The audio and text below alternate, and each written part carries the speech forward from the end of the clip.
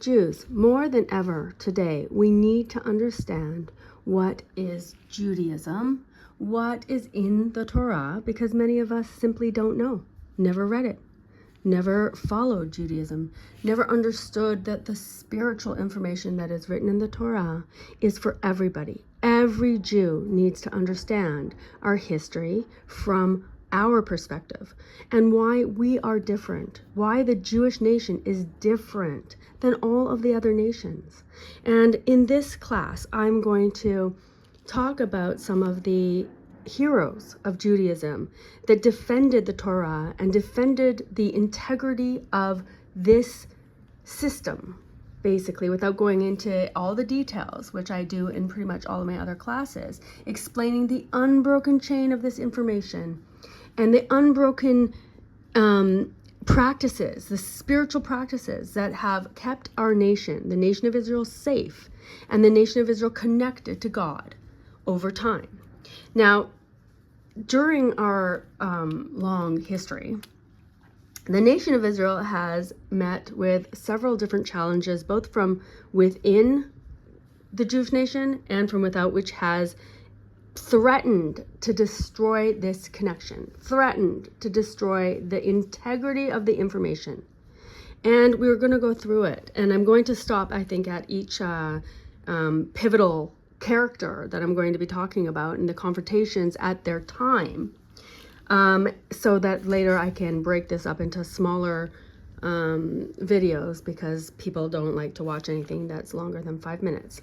So throughout Jewish history, movements from both within and outside of the Jewish world have threatened to erode the Torah observance, alter Jewish values, or fragment the Jewish people, which is all critical. We must act as a nation that is united, a nation that acts with one mind and one heart, dedicated to the service of God, learning this information, which is the truth about how our whole reality, which is 5-dimensional, 3 physical, 1 spiritual, 1 time, was created, and what the role of the Jewish nation is in this creation. What is this timeline? Where are we going? Where are we headed? What's this information? So again, throughout our timeline, there were critical moments that happened to threaten this integrity, to threaten this connection. This is Judaism. Okay? So, so during those critical moments, leading Torah giants rose to defend the integrity of Judaism against these challenges. And I'm going to talk about such things as Chassidut, the Reformed Jewish movement, Zionism, foreign philosophies, and false messiahs.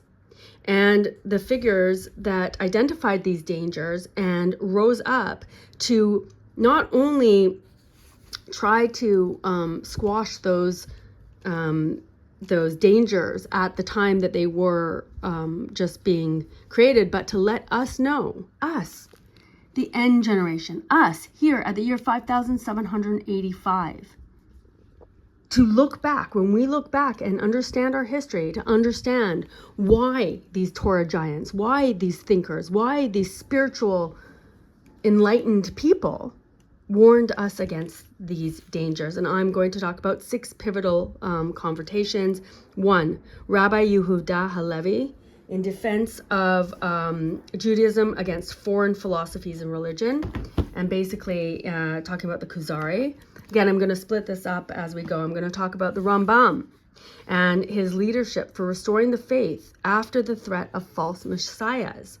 Rabbi Yaakov Culi, who compiled Ma'am Lo'az to give us a lifeline to Jewish education, because the Torah is written in Hebrew.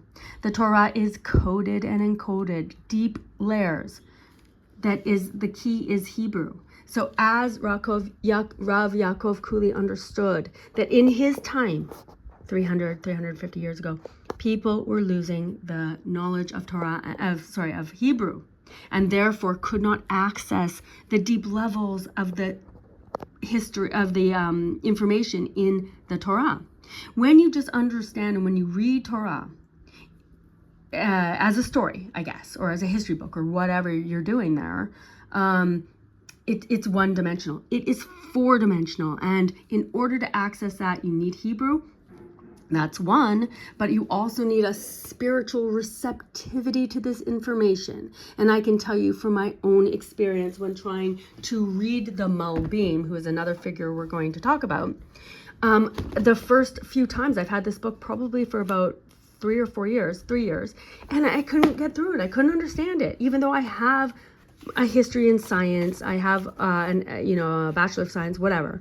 I'm very interested in different scientific theories, which is all what the Malbim was trying to explain to us back in his day without the actual science hadn't caught up to him yet. Okay, so I tried to read it and I didn't have access to this book until I practiced Judaism more. I changed my life to become an observant Jew, and therefore, as King Solomon tells us, in Proverbs, I have a more spiritual receptivity now to understand this. Bezrat Hashem, I'm guessing, because now when I open the book, it doesn't hurt my head. It doesn't make me tired. So Rav Yaakov Culi understood that we would forget Hebrew. Our Hebrew, as a long exile continued, we would forget our Hebrew and therefore not have the same spiritual receptivity, not the same access to the Torah information. And so he wrote for us. He started this very important anthology of the Torah in Ma'am Lo'az, and it has been translated in pretty much every language so that you, my friends, you who do not understand Torah, can now access this information, and you have a holy Jewish soul, and you have a receptivity already to this information. Then, number 4, the Vilna Gaon's opposition to Chassidut and specifically to Chabad. And we should all learn who this pivotal and who this giant of Torah was, because he was so enlightened. And his information is so critical for us to understand what is happening. The Malbim, like I said, his struggle against Reform Judaism. And Rabbi Avigdor Miller, a contemporary rabbi who lived through the Holocaust, who was in Europe. He's an American rabbi. He's speaking your language. Okay, he lived until 2001. And he lived, like I said, he was educated in the yeshivas of Slobodka, in the old yeshivas of Europe. And he specifically addresses in this book, which I'm going to link all these things in my description. This is a great book to try to understand the history of the Holocaust. And he is talking about, he was a big, he had a big opposition to secular political Zionism. So let's go through this. And like I said, I'm going to try to make a separation so I can cleanly edit each and every one of them. But each of these leaders recognized that while change and adaptation were often necessary, they must not compromise the divine covenant embodied in the Torah. This is not something that somebody wrote. Okay, this is divine information that was handed down and an unbroken chain until we were given it in the Torah by Moshe Rabbeinu, who was the biggest prophet, the highest prophet. He had reached the highest spiritual level that he could access the wisdom of God. Okay, so let's start with Rabbi Yehuda HaLevi. Rabbi Yehuda HaLevi, defending Judaism against foreign philosophies and oops, this is Mamla, so let's start again. Rabbi Yehuda HaLevi, defending Judaism against foreign philosophies and religion. In the 12th century, Rabbi Yehuda HaLevi, who lived from 1075 to 1141, stood at the forefront of defending Judaism from the allure of foreign ideologies. In this monumental work, the Kuzari, that you can obtain for yourself today and read it, he responded to the challenges posed by Greek philosophy, Christianity, and Islam, presenting Judaism not merely as one religion among many, but as a unique path to divine truth.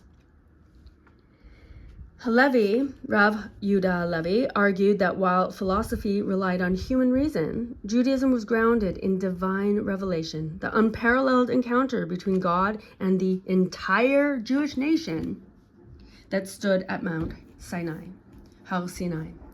Wisdom comes from God, understanding, we need to process that and then have our knowledge. It's going downward. Wisdom is given by God. Most other philosophies come from bottom up. What you can understand with your own brain, what you can deduce from observation. Rabbi Yehuda HaLevi expressed unwavering love for the Torah and the Jewish people, describing the Jews as having a unique spiritual mission. He viewed attempts to adopt foreign beliefs as a betrayal of that mission, and warned that intellectual engagement with these philosophies could undermine faith. His call for Jews to embrace the Torah fully, rather than seek wisdom elsewhere, was a rallying cry for fidelity to Judaism amidst cultural pressure. And this rally cry has come from the past to our present. Because like I said, you can read the Kuzari. You can understand what he was talking about. You can understand this connection that he's talking about. And why the Torah, why Jews must follow the Torah. And we should. The Rambam, restoring stability after false messiahs. The 12th century Rambam, Maimonides, who lived from 1138 to 1204, he lived during a period marked by instability, heightened by false messianic movements that had devastated Jewish communities. In the centuries following these false messiahs, including Shabtai Tzvi in the 17th century and Jacob Frank in the 18th century, the Rambam's teachings offered clarity and stability. So, in his Mishneh Torah and the Guide for the Perplexed, which also you can obtain, you can go and buy that on Amazon and read it, the Rambam laid out a clear framework for Jewish belief, emphasizing that the redemption could not be rushed by human actions or mystical fervor. Drawing on the Talmud, he insisted that faith in the Mashiach must remain grounded in Torah observance, and that any deviation from this path was dangerous. The Rambam's focus on rationality and halakha was an antidote to the chaos caused by messianic delusions, helping to steer the Jewish people back towards tradition. The Rambam stressed the importance of studying the Torah, doing the mitzvot, and ethical living, regardless of whether the Mashiach had come or not. His teachings conveyed that spiritual growth and religious observance were not dependent on the Mashiach. We shouldn't be so overly concerned with that, although that was in his days. Today we're at the end time, so I think that it's fair enough that we could be looking around us and looking into our reality and seeing some things are a little bit bizarre for the nation of Israel, and we better figure out what is going on. This message that the Rambam gave us strengthened the Jewish communities during their times and gave them some tools to navigate disillusionment when messianic hopes were dashed. Like, I guess, everybody in Chassidut, what we're going to talk about when we talk about the Gaon from Vilna, should have understood when their declared Mashiach, the Rebbe, died. Okay, so back to learning Torah, back to having the Torah be an intellectual pursuit first, and Judaism being the spiritual practice to reconnect and re-understand why he wasn't the Mashiach and why nobody up until now has been the Mashiach. And the Rambam's Guide for the Perplexed addressed how to reconcile the philosophical inquiry with religious faith, offering intellectual tools to cope with the confusion and doubt. This approach became a resource for later Jewish thinkers confronting crisis of faith, such as a fallout from these false messiahs. Rabbi Yaakov Culi, in his day, preserving Torah knowledge with Ma'am Loaz, like we said, as the exile continues, we forget more and more Hebrew, which is the keys to understanding the depths, the 4 dimensions of the Torah. And Rav Yaakov Culi, being the genius that he was, understood that if Chas v'Shalom, the nation of Israel, forgets Hebrew or is unable to learn the Torah in Hebrew, then that would mean that the nation as a whole will have basically gone lost, because this is not a one-dimensional book. This is the truth of our reality, the truth that God when God created our reality, and it was passed down in an unbroken chain.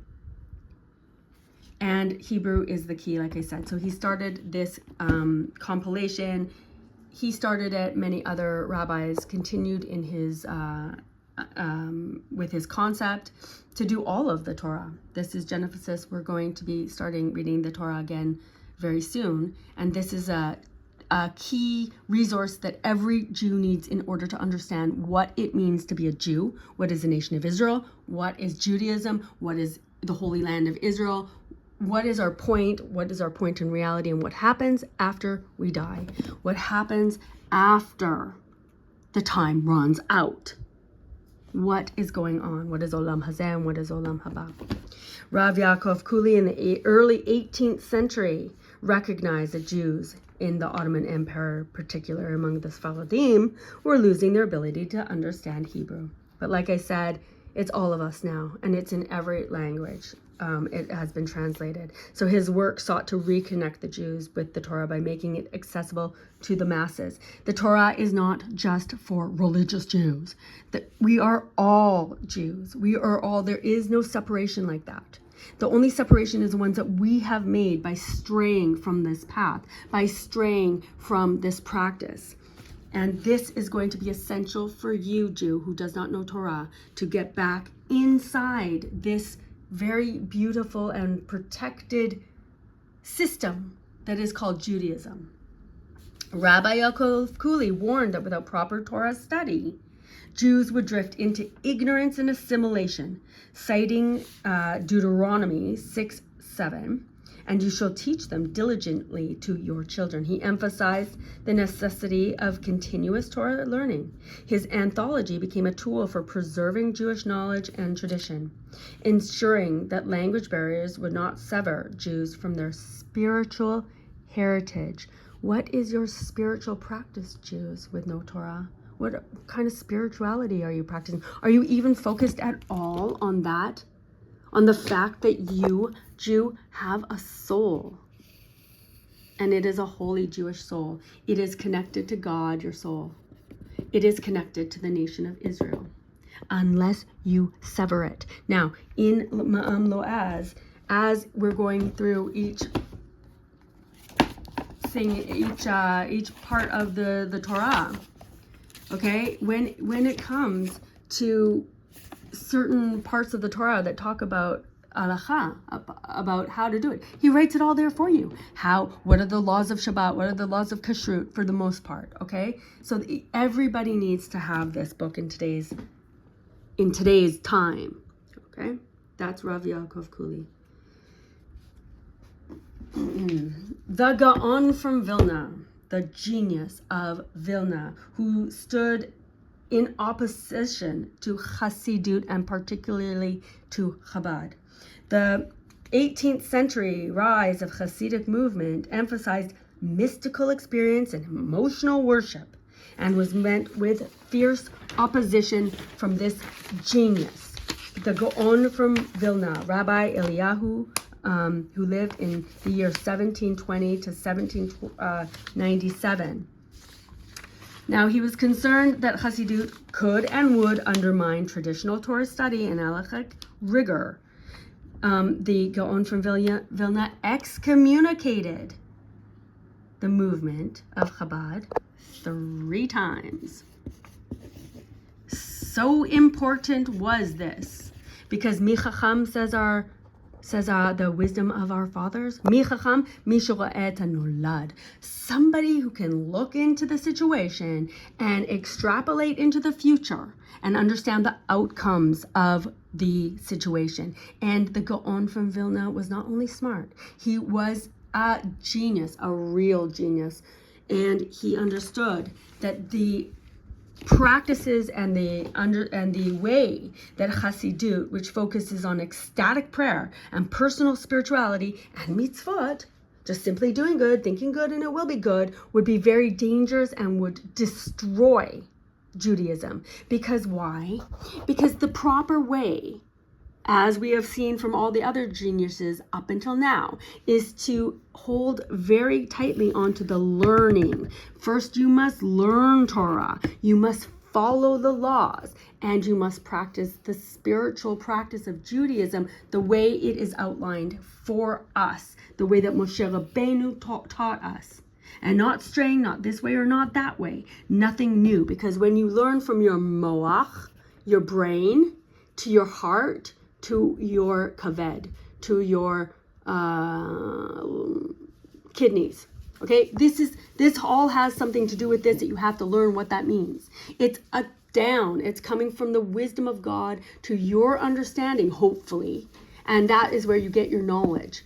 Okay, not up. Not from your heart, kelev, which means dog, kelev. And we're told that kelev, when Adam named all of the animals, okay, he named them because he understood their inner essence. And the inner essence of a dog, kelev, is like a heart, all heart, happy to see you, happy, sad when you're gone, happy when you come back.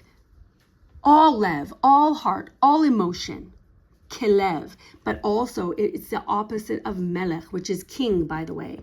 Okay? Because when we as Jews learn the Torah and practice Judaism, we basically get a crown of wisdom and understanding, like we got the whole nation of Israel when we accepted the Torah at Mount Har Sinai and said, Naseh v'nishma, we will do. And then we will learn and understand why we're doing this. But we will not stray. We understand. And we got 2 crowns. One for the written Torah and one for the oral Torah. All the secrets of the Torah. Okay? But then when we sinned with the golden calf, our crowns came off. We got them taken away. And we now have to learn how to get them back. And you get them back when you become a melech. When you learn from your head, your moach. That's the mem here, moach. Is brain. Intellectually learn and understand and know. And then incorporate that into your lev, your heart. And into your kidneys. Which I guess also just means how you live. You have to incorporate it into how you live. In order that it's not just an intellectual pursuit and just a feeling, it is a derech chaim. It is a way a Jew lives his life or her life, okay? But when you just do it with fervor and with feeling and all love and Hashem loves everybody, you are like a dog. Your way that you live your life, your kidneys, okay? And you're all heart, all lev. You are like a dog. And what are we told? In the prophecies and in the end times, that the end times, the face of a generation will be like the face of a dog. You don't want to learn Torah. You don't want to intellectually go through the cognitive dissonance that it's going to take to change the derech, the way that you live your life. You want to be all happy, all ecstatic, all emotion to connect to God, and that is not the way of Judaism. That is not the way of the Jews. That is a way of other foreign and not holy practices. Okay? So the Gaon von Vilna feared that this Chassidut focused on ecstatic prayer and personal spirituality would lead to the neglect of Talmudic scholarship, which he regarded as essential to Jewish life. Because now you, happy, besimcha all the time, and happiness, drinking your whiskey and doing whatever you're doing there, okay, and also Breslov and also whatever, you're now learning different books. You're not even learning the Torah anymore. Okay, so you don't even know what the difference is. But the Gaon from Vilna did.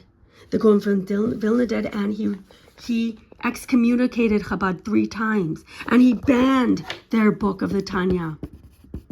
But now, if you tell anybody that, they're going to bark at you, because the face of the generation is the face of a dog. They want to feel what they want to feel, and they want to connect to God however they feel fit, without learning the wisdom, without understanding the wisdom, without obtaining the knowledge from a trustworthy source that was an unbroken chain. And he invoked the Talmudic principle that says study leads to action in Kiddushin 40b, warning that any movement de-emphasizing the rigorous study threatened the very structure of Jewish practice. And he opposed His opposition reflected deep concern for the preservation of Torah-centered Judaism, which is what you can see now. Okay? Which is what you can see now. Now, Jew, if you want to go and do tshuva, who are you going to go to? You're going to look in your community and you're going to say, these very good people are helping the community, and they are. Yeah, they're kelev. They're all heart. They're helping, they're doing. They've got their mitzvah tanks out there. They're emphasizing doing good deeds and all that stuff. That's all emotion. That's all heart, with very little emphasis on studying actual Torah, not their banned book. Let's move on. The Malbim. The Malbim confronting Reform Judaism in his day. In the 19th century, the rise of Reform Judaism introduced sweeping changes, seeking to modernize Jewish ritual and practice. Reform leaders argued that many mitzvot were obsolete in the modern world, advocating for the abandonment of halachic observance. The Malbim, Rabbi Meir Lebush ben Yechiel Michel, who lived in 1809 to 1879, he stood as a staunch opponent of these reforms, defending the unchanging nature of Torah law. Things that are true, my friends, do not change over time. The laws of the Torah are in place forever. The covenant between the nation of Israel and God is in place forever, for as long as time exists, which, by the way, will not be forever. It will end at some time. We are here, 5,785 in the end times. Okay, this is the whole history. This is information. It does not change. The laws do not change. The morality does not change. The ethical codes do not change. And the nation of Israel does not change the way it learns Torah, the way it incorporates Torah into their spiritual practices, and the connection between God and his nation does not change as long as these things do not change. So the Malbim saw these changes with the Reform movement, and his commentary on the Torah stressed the inseparable unity between the written and the oral Torah, citing Deuteronomy 4:2. You shall not add to the word which I commanded you, nor take away from it.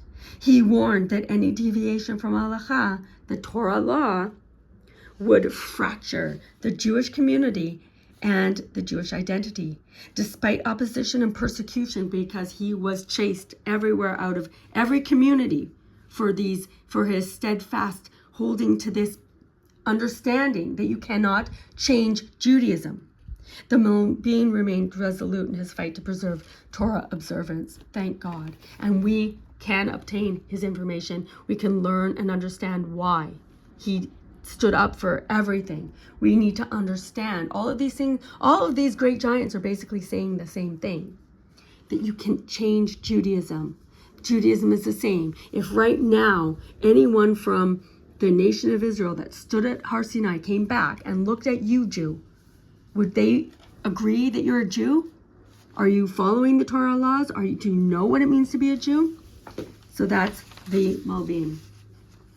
And now we're going to talk about Zionism and the opposition to the secular aspirations that Zionism introduced to the Jewish people. And again, we're going to look at mainly Rabbi Avigdor Miller, who was a contemporary rabbi, like I said, educated in the yeshivas of Europe of old. He was there before the Holocaust. He saw the breakdown of the Judaism, which opened up the nation of Israel to disaster, aka the Holocaust, okay?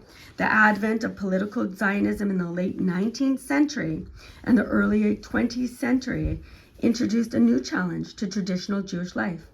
Led by secular figures like Theodor Herzl, Zionism, who, by the way, broke the covenant, didn't do the Brit to his sons. They weren't a part of this covenant. Okay, he baptized his sons. And that's everyone's Zionistic hero, Theodor Herzl. And Zionism emphasized nationalism and the establishment of a Jewish state, often sidelining religious observance. Many Torah scholars viewed Zionism as a dangerous departure from the belief that the Jewish redemption could only come through divine intervention. In the land of Israel, which is a holy land, okay, what the Jews want, what the Jews need, is a kingdom of David and a temple to have this connection to God. But what does Zionism do? They came and created something secular here, and I have many videos on this. State of Israel, and just a sideline here, that this state of Israel with the IDF that stood down on October 7th, okay, is one of the 19 centers for the West's fourth industrial revolution of the New World Order, okay? So Zionists understand, go and look on the WEF webpage, go and understand what the New World Order is, go and understand what Agenda 2030 is, and understand why the Zionist army that has Jews in it, because everybody's confused now. Why? Because Reform Judaism, because of everything that came before us that we just talked about, which all the Gedolei Ador, all the geniuses of those times warned us against, have eroded the nation of Israel, have made us vulnerable to the attacks of outside, have severed our very important relationship with God. And we have allowed this because we lack knowledge. We lack the wisdom because we don't learn Torah, mostly because we don't understand Hebrew. Okay? So the whole thing, and Rabbi Victor Miller, I'm just pointing out, although there were many Torah giants who opposed Zionism, but he was a prominent Orthodox rabbi and a strong Jewish thinker, known for his strong opposition to Zionism. Why? Because his objections reflected both theological and practical concerns rooted in Judaism. And his main objections were that the Zionist movement, in its essence, was a secular project, as we discussed about Theodor Herzl. He was deeply concerned that Zionist leaders rejected Torah observance and promoted nationalism as a substitute for Judaism. And you can see the results today. Mi chacham, who is smart, mi shero'eh et hanolad, somebody who can look into the future based on the information and understand the outcomes. And the outcome was basically that now all of the Jews rely on the state and rely on the IDF to save them from another Holocaust. But that did not happen on October 7th. You now don't have to think about if that's true, if it's not true. You have the information, you have the actual reality on October 7th. And Rabbi Victor Miller believed that the Jewish identity should not be defined exclusively by, that it should be defined just exclusively by the Torah and by the mitzvot, by learning Torah and practicing Judaism, and nothing else. Okay, and the fear of assimilation and spiritual damage that this atheistic and national movement of Zionism caused. Rabbi Victor Miller warned that Zionism, with its secular leadership, could lead Jews away from Torah observance. And that is exactly what happened. The majority of the Jews in Israel are not observant Torah Jews. And in fact, they hate the Orthodox Jews in the state of Israel. And nothing about the state of Israel is Jewish. Nothing about the state of Israel is Jewish. The laws are not the Torah laws. Okay, the practices are not Jewish practices. The people hate the Orthodox Jews here. In order to live as an Orthodox Jew, you need to live in a ghetto. It is extremely expensive because there's limited supply in those ghettos. It is hard to find a place to live that has a sukkah balcony. It is not a Jewish country. It is not for the Jews. When you go to, let's say, an Arab country, there are certain laws by Islam or whatever that you have to follow, and you're expected to follow them even as a tourist. But here in the state of Israel, there are no Jewish laws that anyone's expected to follow because they're not incorporated into the state of Israel, the laws. Okay? Now, there were other rabbis who opposed Zionism. I'm just going to list them right now, and you can go and look up their objections. Rabbi Wasserman, who was the Rosh Yeshiva of Baranovich and a prominent student of the Chafetz Chaim. Rabbi Soloveitchik, the Brisker Rav. Rabbi Aaron Kotler. Rabbi Sonnenfeld, and many, many, many others. These rabbis shared the belief that the redemption should only occur through divine intervention with the coming of the Mashiach. We need the Mashiach. We need to reinstate the kingdom of David, especially here in the Holy Land, and obtain the temple, which will reconnect us to God, which will reconnect this reality to God. So, in conclusion, throughout history, the Jewish people have faced both internal and external challenges that threatened the continuity of the Torah observance and the Jewish identity. From Rabbi Yehuda HaLevi's defense against foreign philosophies to the Rambam's efforts to restore faith after false Mashiachs, and from Rabbi Yaakov Culi's preservation of the Torah knowledge to the Vilna Gaon's opposition to Chassidut. Each leader fought to maintain the integrity of Jewish life. The Malbim his resistance to Reform Judaism, and the opposition of Torah giants all over the world to Zionism further illustrate the need for vigilance in protecting this sacred covenant. In each of these pivotal moments in history, these leaders acted not out of fear of change, but from a profound commitment to the eternal truth of the Torah. Their efforts remind us that while the Jewish people must navigate new realities, they must do so with unwavering fidelity to the divine covenant that has sustained us throughout time and throughout the ages. And we must carry that same passion, that same understanding to navigate these times, Jews.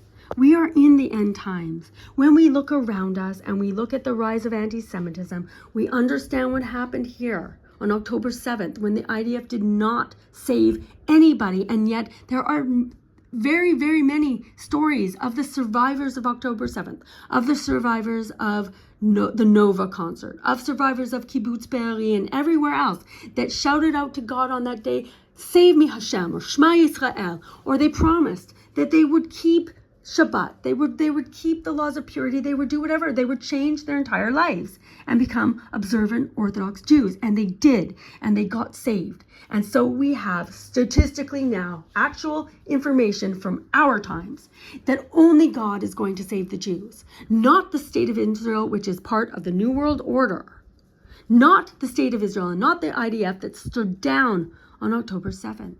But only God. And this is the redemption that we are waiting for. This is the information that we need in order to decode our confusing times, our confusing reality, what is happening. If you know where everybody comes from, who's making up all of the population, and you see how they act, and you understand where their root comes from, you will understand what is happening. And you will understand why all these giants of Torah tried to stop any changes from happening within this, because this is an unbroken chain from Adam to Seth to Noah to Shem to Avraham Avinu, Yitzchak Avinu, Yaakov Avinu, who became Israel, and from him the 12 tribes, the 70 souls that went down to Egypt, the 600 1,000 souls who came out of Egypt. In Egypt, the tribe of Levi was never enslaved, and this connection was never broken. This information was never infiltrated. No one from the tribe of Levi went and assimilated into other ideologies.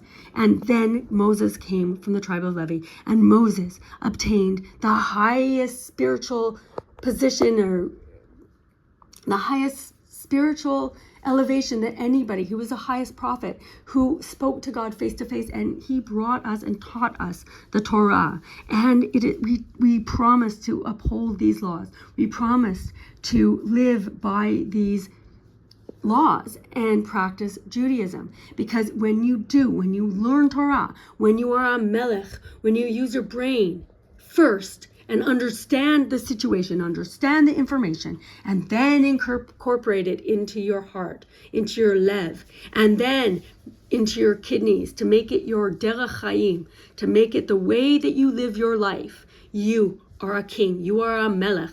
You obtain again those crowns that the whole nation of Israel obtained when we accepted the Torah and became a nation in the first place, which is when we got the Torah at Har Sinai. However, if you stray from that in any way, you are now like a dog, if you even have a connection to God at all, like in Chassidut, where you are all heart, you are all emotion, you are all just besimcha at all times, you're in happiness serving God, doing whatever you're doing by different information, and you are barking at all of the people who are telling you that that is not the way. There is only one way. There is only one way. Only the way of the tradition. Only the way of the Torah. Only the way of practicing Judaism and living your life as a Jew by these laws. That is the only way to be a Jew. That is the only way that the nation of Israel is connected to one another and connected to God. And Be'ezrat Hashem, with God's help, we will all come back into the proper way of understanding what it means to be a Jew and understanding how to live our lives as a Jew in this reality, which soon will end. And learning the prophecies, learning the Torah, and understanding that in the Holy Land of Israel, the Jews need to live by these laws in order to obtain the actual Mashiach, the true Mashiach that will be the continuation, the restoration of the kingdom of David in the Holy Land. And the temple will be built, and this connection once again will be established, and it will lead to what we have been waiting for, the redemption of the nation of Israel and the Messianic era, which will be peace. Bezrat Hashem, this will happen soon and in our time, but it depends on us. We are not just waiting for the Mashiach. We have to do things to bring the Mashiach. That's why he hasn't come yet. Because we've strayed, because we didn't listen to all these defenders and these heroes of Judaism that came before us.